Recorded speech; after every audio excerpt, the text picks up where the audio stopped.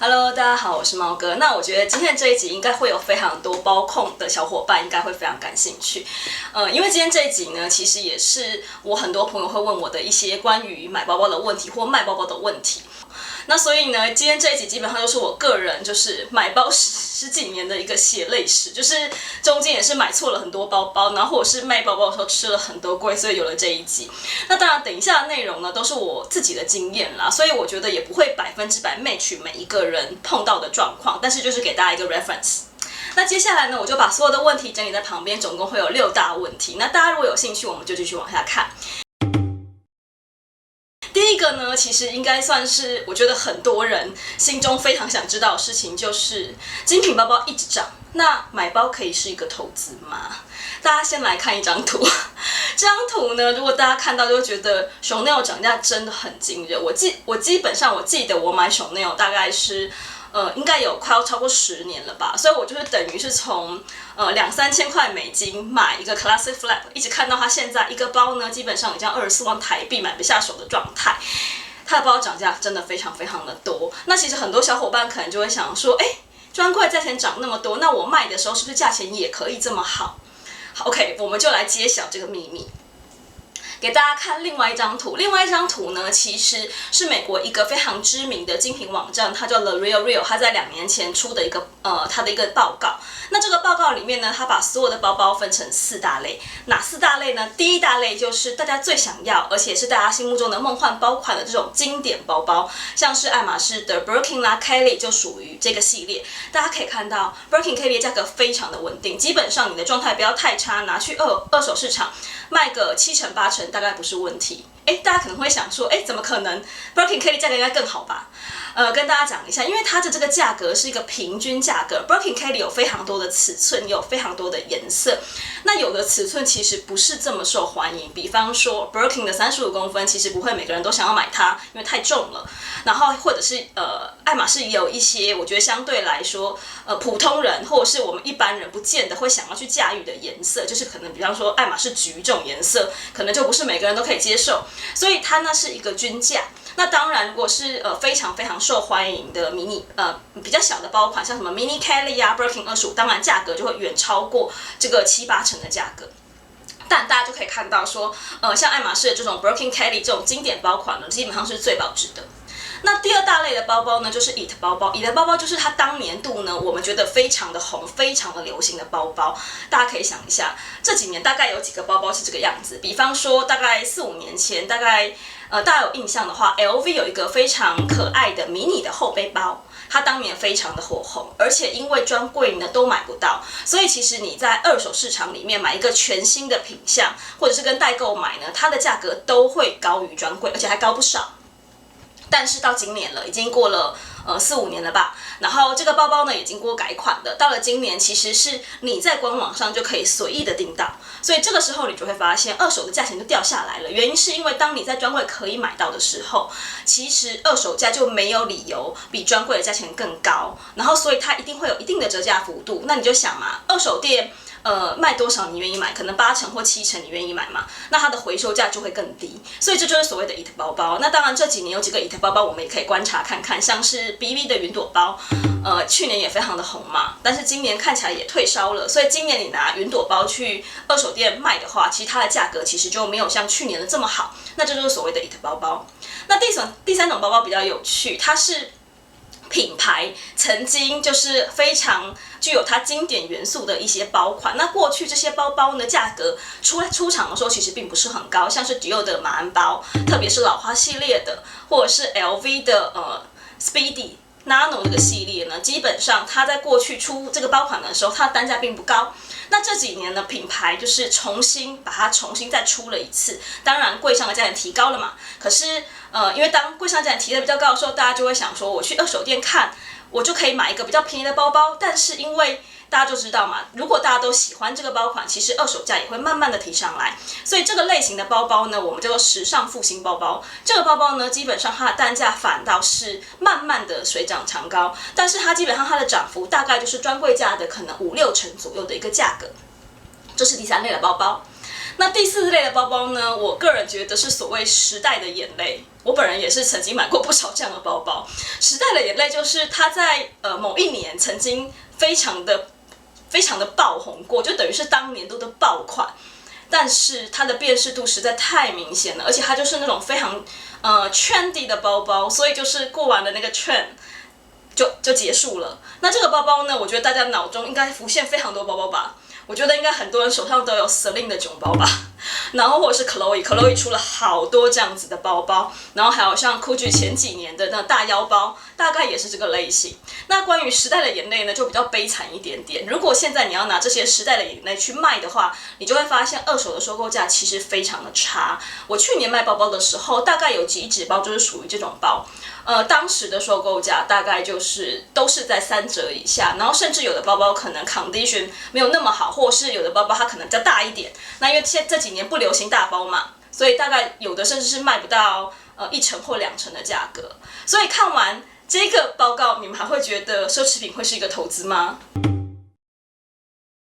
那第二个问题呢，我觉得也是非常多人非常感兴趣的，到底什么样的精品包呢？它具有增值的能力。那什么样的包包呢？它具有保值的能力。那当然，等一下没有提到增值又没有保值，大概就是叠加的意思了。那这边的包包呢，我大概分成3大类。第一大类呢，是它基本上真的就是拿来作为投资的品项，而且它基本上都会大家很容易在一些一线的拍卖会，就是看到这些包包的踪迹。那这些包包有什么呢？基本上通常集中在一个品牌身上，就是爱马仕，而且基本上就是爱马仕的 Birkin 跟 Kelly 的系列。去年呢，其实爱马仕的包包呢，在佳士得的香港拍卖会啊，有一个非常惊人的一个价格跑出来。最有名的其实就是喜马拉雅包包。那大家照片里面看到的呢，就是喜马拉雅的 Birkin 25跟 Kelly 25。大家有发现吗？这2只包包呢，基本上它本来就具了一个比较大的特色，是它其实在爱马仕的店里面呢，它本来就只 offer 给它最顶级的客人。那当然，这个包包其实从店里出来的价钱其实就已经相当的高了。结果去年的时候，它的拍价基本上是原本估价的大概好像3倍还是4倍吧。所以大家可以看得到是，如果是这个类型的包包，通常它具备的属性就是它非常的稀少。而且其实本来它的价格就是高的价格。那除了喜马拉雅之外呢，另外一个在去年的拍卖会非常的就是让大家惊艳的一款包包呢，其实就是爱马仕家的小房子包包、白天与黑夜这2只包。这2只包呢，基本上是用爱马仕他们的法国福宝总店作为一个inspiration， 然后就是完整的展现在这2只包包上面，而且它是一只小包，非常的可爱。去年也是拍了一个26万美金的价格，也是很惊人的价格，就是你就是手上拿了一个小套房的概念。那除了这2只包包呢，到底还有哪些包包非常具有就是投资的价值？像是 Kelly 的 Picnic， 还有就是 Kelly Woods， 就是材质比较特殊的 Kelly Woods。那既然讲到投资呢，就不能不提到一只包包，就是 Kelly Doll。千禧包包，这只包呢，我觉得大概是爱马仕所有的包包里面，以倍数来说，涨幅最惊人的一只包包。我记得它当年出来的时候，一只包包大概8、9万的台币吧，但现在在拍卖会的价格，大概已经是远超过10倍以上的价格了。所以没有个100来万，这只包应该也都是看不到的。那这个类型呢，基本上就是所谓的真正拿来投资的品项。但我必须说，上面这个包包对我来说呢，真的就是看看就好，就是我是没有这么高的财力，就是去收购这样子的包包的。那我觉得多数的人可能跟我一样，大家比较有机会买到的包包呢，是我等一下要介绍的第2类跟第3类。第2类是什么呢？第2类就是在爱马仕的普通皮革包包里面呢，相对来说比较受欢迎的 size 或比较受欢迎的款式。那这个就非常局限咯。这边最受欢迎的款式呢有什么呢？还是一样，就是 Birkin 跟 Kelly， 那勉强可以加一个 Constant。那喜欢的 size 是什么呢？这几年流行小包嘛，越小越好。所以呢，最受欢迎的呢就是 Mini Kelly 这只包非常的惊人，是其实在专柜裸包的价格，一只包大概是5800块、6000块美金左右的一个价格，但是因为人人都想要，大家都想配到这只包，所以呢，现在它的配货呢，基本上没有2、3倍是拿不到这只包的。那也因为它很难配嘛，人人都抢，所以大家如果转头去外面看代购市场或者是二手市场，一个全新的品项，普通款式，不是什么的拼接款，炒价其实大概都来到3到5倍，非常惊人的一个水准。那但是对于一些可能在爱马仕，可能你已经跟爱马仕往来很久的这些客人呢，还是有机会拿到的。那另外一个呢，可能也是一些老客户有机会拿到的包款，像是我手上的这种Birkin 的25啦，然后或者是 Kelly 的25，虽然非常的难拿，特别我觉得今年变得超级难拿的。但是如果你已经在马场就是买了比较久，我相信很多人手上大概也都会有1指到2指了。如果你手上有的话，我个人建议大家且买且珍惜，就是不要随便的把你的包包卖掉，因为卖掉就买不回来了。给大家看一个很惊人的数字，Le Real 啊，它最新的一个报告，就是2021年发布的报告里面呢，它有统计它自己网站上面的一个包包买卖的状况。那它就讲了一件事情，是去年应该是说包包涨幅相对来说是涨幅比较高，而且单价也比较高的一指包呢，其实就是Birkin 25的 size， 那这个 size 呢，其实去年在他们的网站上大概是涨了2倍左右。那当然，你拿到的颜色，或皮革还是会有一点点差异。比方来说，我手上的这只是丝绒绿的银扣，那因为它基本上不是属于这么 popular 的颜色，所以它涨幅可能就不是这么高。但基本上要卖就是超过1倍，应该也是容易的事情。但如果你手上拿到的是所谓大家想要的金刚色金扣，甚至是亚洲人最爱的 Rose Sakura， 就是樱花粉或者奶昔白，2倍我觉得应该是跑不掉的了。所以如果手上带有这些包的人呢，就要好好的珍惜它吧。那第3类呢，我觉得就是真正一般大家在买包的人更有机会接触到的包，因为毕竟第2类也是要配货配到死才会有机会拿的包嘛。不然就是你可能早期就买，像我来说，我是早期就买了，今年要买，我个人觉得也是配不到了。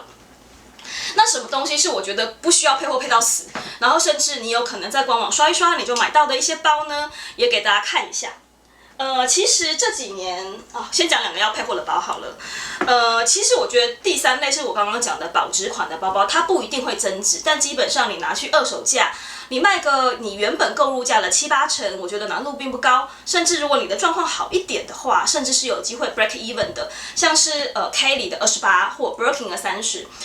基本上 Birkin Kelly 的尺寸啊，25是最难拿的，但是如果是28或30，其实还好，而且因为市场本来就是流通量比较大，所以基本上这个是比较容易购入的。如果大家手上要去卖的话，它可能还是可以卖一个不错的价钱。那我觉得 Constant 也是类似的概念，就是它没有我刚刚前面讲的包款这么的难配到，但是你拿去卖呢，基本上它也是有保值的效果。那另外还有一些就是不用配货的包包，或者是其他品牌的包包，像什么呢？我们看一下好了。另外就是可能大家手上，如果你也是买爱马仕买很久的人，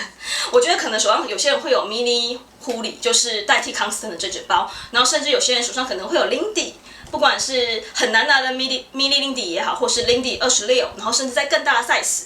然后甚至还有就是价格是我觉得新手也有机会可以入手的，就是 Mini Evelyn， 那当然它很强啊，没有真的这么好买。这些包基本上我觉得保值都没有问题。那大家可能会想知道，那Chanel有没有什么很保值的包款？有的，我们来看一下。Coco Handle， 我觉得 Coco Handle 算是这几年Chanel的包款里面比较保值的包款。然后另外就是，如果你有抢到小费包，不管是去年抢到或今年抢到，也恭喜你，这些包包都非常的保值。大家有发现有一个系列我没有讲到吗？就是 Chanel 的4大包款，就是 Classic Flap， 还有就是2.55啦、Gabrielle 啊，以及Boy 这些包包。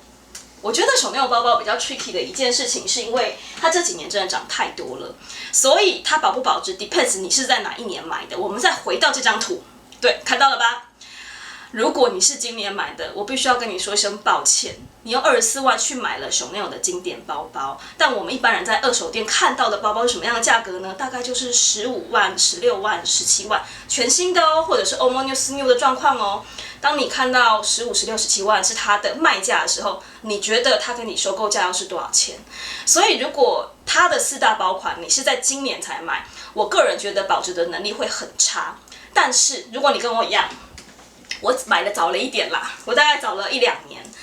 还没有这么可怕。像我的 Gabriel 呢是去年年头买的，其实已经不便宜了，但是跟现在价钱比起来还是有一个落差，所以我现在拿这纸包去卖呢，我觉得卖个我入手价的7、8成，可能还是可以办得到的。所以基本上，如果大家今天想要找一个真的保值的包包，我讲的保值是指说至少保你购入价的7成到8成，我个人觉得还是以爱马仕跟Chanel的经典包款为主，而且Chanel就是如果是新买呢，就真的没办法了。好不好？那如果是早几年买的呢，大家还是有机会达到保值的目的的。那第3个问题呢，就是很多我自己的朋友就会问我说，那我到底去哪里卖包包嘛？其实卖包包大概有3个管道。第一个管道呢，基本上是你会找一个公司，或者是透过这个公司去卖你的包包，像比方说拍卖会就是这样的形式，或者是比方说二手的商店。二手的精品店，然后以及一些二手的精品网站都是这样的方式。而且大家可能会想说，之前疫情嘛，这样有没有办法卖包包？其实老实说，现在非常多的二手的精品店，他们都有提供线上估价的服务。其实二手网站也是，你就把你的包包呢就是把你的照片拍一拍，然后把你的购买证明拍一拍，他们其实就会做一个初步的鉴价。但这个鉴价呢，基本上只是 for reference 用的，原因是因为它还是必须要看到你实体的包包，它才能够判断你这个包包的真假，以及你这个包包的状态是怎么样。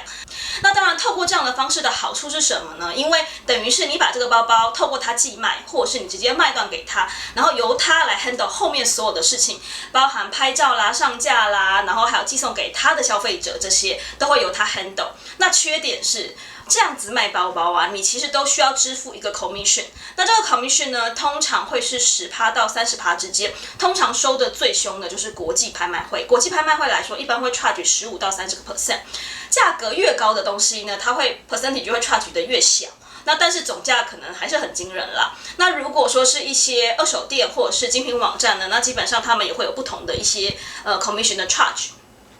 那这是第一种最常见的形式。那第二种呢是，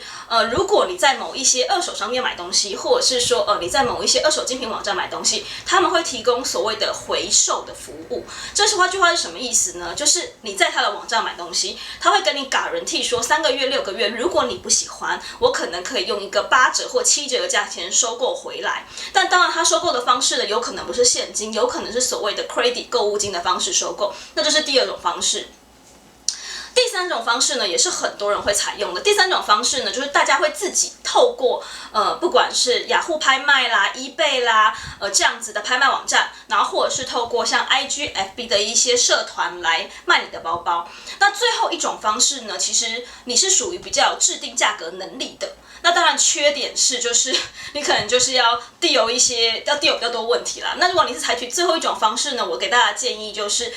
第一个，你的照片呢要拍得越多越清楚越好，尤其是如果你的包包是有使用过，然后有一些就是所谓的 damage 啊，然后甚至有一些脏污，这个一定要拍得很清楚，而且最好也描述得很清楚，避免以后变成所谓的纠纷。那第二种呢是，如果你卖的包包是属于价格比较高的，比方说你卖就是Birkin Kelly 包这种，我其实会倾向建议大家用面交的方式，因为其实面交对方确认完都没有问题之后，大家就引货两讫了嘛。所以其实一般卖包包大概就这3种方式。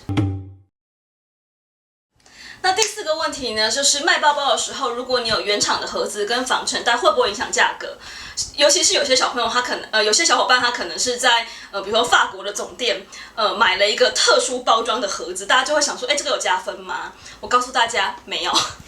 基本上啊，只有一个品牌你需要有完整的配件，就是爱马仕。那我觉得这个跟它这个品牌的定位有一点点关系，因为其实很多人去买爱马仕的包包，就透过二手的管道去买的原因，是因为他可能在专卖店他一直配不到他想要的包包，或者是要花这么多钱配货，其实我觉得大家也都可能很多人会觉得并不是很值得，所以大家就会去外面买。但其实你又希望呢，你拿到的包包，因为你可能也花了一个高价去买它，你也会希望你可以拿到的是所谓的大全配。大全配就是比方说你买的是 Birkin Kelly， 除了盒子、防尘袋之外呢，它会给你雨衣，就是包包的雨衣，那你可能就是希望整套都拿到。那这样子的状况之下呢，真的价格会比较好。那当然，买越高价的东西，其实你的客人或者是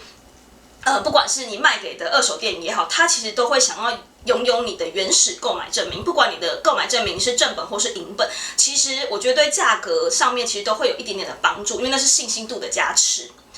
那另外一个呢，其实其他的品牌来说，我觉得你有没有盒子跟防尘袋不是重点，重点是你有没有你原始的购买证明，跟你有没有你原始的保卡跟雷标，这件事情就相对很重要。举例来说，其实Chanel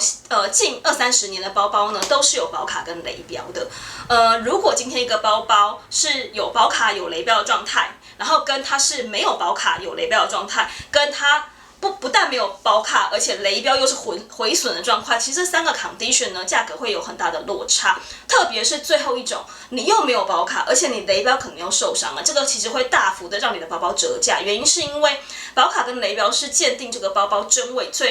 应该是最常见的一个方式，所以当你保卡已经遗失了，然后你的雷标是毁损，它其实很难鉴定说，这个包包的真假是什么样子的状态，所以相对来说，它其实对于整体的价格就会有一定的影响。第5题就是二手店有没有什么包包不收？你们一定可以想象到吗？假的不收嘛。但是除了假的不收之外呢，有另外2种类型的包包，大家要非常注意。一个就是所谓的拆改包，有的时候我们可能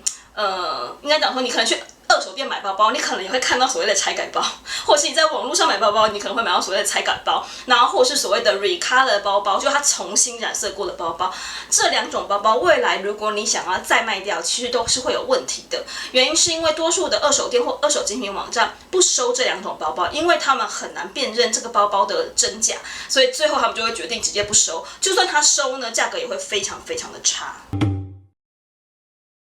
最后一个问题呢，我觉得是非常多人想要知道的问题，到底什么东西会影响二手的一个估价跟它的收购价呢？其实我觉得最重要就是2件事情。第一个是你手上的这个包包到底是不是一个受欢迎的品项，那受欢迎的程度如何，流通性好不好？那第2个呢，是你用什么方式卖你的包包？其实即便是卖给二手的精品网站或二手实体店好了，其实他们也会有2个方式，一个叫做卖断，一个叫做寄卖，这2个价格其实是大不同的。那我们先来解析第一个，什么叫做商品的热销程度呢？我们一起来看一下 The RealReal 2021年的一个报告。在报告里面，你们有看到吗？它把相对来说比较热销的品项，4大品牌的热销品项都列出来给大家看了。那我刚刚跟大家提过的就是 Coco Handle 这纸包呢，其实在他们去年的调查里面呢，如果你是一个状况很好的包包的状况去卖的话呢，你大概可以卖到你购入价的80%到90%，其实我觉得是一个非常高的价钱。那所谓的流通性指的是说大家想不想要买这个包。那大家可以看到，在我刚刚讲的 Constant 里面呢，在去年在 The RealReal 的他们的量里面呢，它大概也是以1.3倍的一个我讲的是 volume 就是量的一个增长的状况，所以这样子的包包基本上就是大家比较喜欢的。那大家如果想知道你手上的包包好不好卖，我教大家怎么看。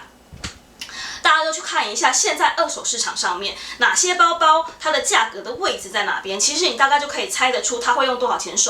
跟你收购。原因是因为我们看到的卖价叫做顶标，就是说二手店拿出来的价格已经叫顶标了，已经包含了它的获利了，所以它跟你说的价格绝对不会是那个价格，通常你就要往下减。怎么减呢？减的方式就跟你是采取什么样的方式买有关系。如果今天你采取的是卖断的方式，卖断就是你把包包拿去给他帮你鉴价完之后跟你说讲了一个价格，那这个价格呢就是大家银货两讫就结束了这个交易。通常卖断的方式价格比较差，在我过去的经验里面呢，卖断的部分呢，当然要看你的包包热手的程度啦。像比方说，我上次卖那个迪奥的老花包包嘛，在专柜价格当年是8万5嘛，然后但是其实我拿去卖的时候，它大概就是给了我一个，我记得好像3成到4成之间的价钱吧。但是如果这个包包你采取的是寄卖的方式，大概就可以高2成。原因是因为寄卖呢，等于是你把包包委托给他卖，然后到时候他依据这个包包的卖价跟你抽一个成数。那通常这个 commission 是不一定的，有可能就是在一个可能10%到30% 之间。那我过去碰到比较常见，大概就抽2成，是还蛮常见的一个成数的。所以大家可以想象得到，就这2个方式其实卖的价格就会不大一样。那我给大家看一个例子，我想觉得这个例子应该是也蛮明显的，就是我手上的这纸包，这纸包是 Mini Evelyn， 然后它是很多人都很想要的一个大象灰的颜色，而且走的是白线，然后它的袋子是黑色的。这个系列呢，其实我觉得在爱马仕的粉丝里面呢，算是一个大家都还蛮想拿的一个包包，它的单价并不是很贵。那我是在我去年断舍离的时候，我有把这只包包顺便拿去鉴价。那当时我这只包其实是一个 almost new 的状况，全新全配。那因为我的入手价没那么贵，因为在欧洲买基本上是在5万块以下的一个价格就可以购入了。我记得那个时候，我拿去估价的店呢，他给了我2个价钱，一个叫卖断的价钱，他给我的卖断价格其实还不错，大概是5万到5万5之间，其实也比我的买价好。然后如果是寄卖价钱，其实差蛮多的，他给我的寄卖价格呢，其实就来到了7万到8万之间的一个价格，所以大家就可以看到说，这2个的差异是有一定的落差的。那当然，我觉得就看说你多想要脱手这个包包。如果你希望很快的卖掉的话，那当然走卖断是比较快的，但相对来说价格就会比较差。那今天呢，就是所有我想要跟大家讲的一些资讯。那大家如果有其他问题想要知道的话，那也可以留言给我，或者是说你们也可以分享你们的经历给我。那最后呢，如果你喜欢这个影片，要记得按赞，另外要记得订阅哦。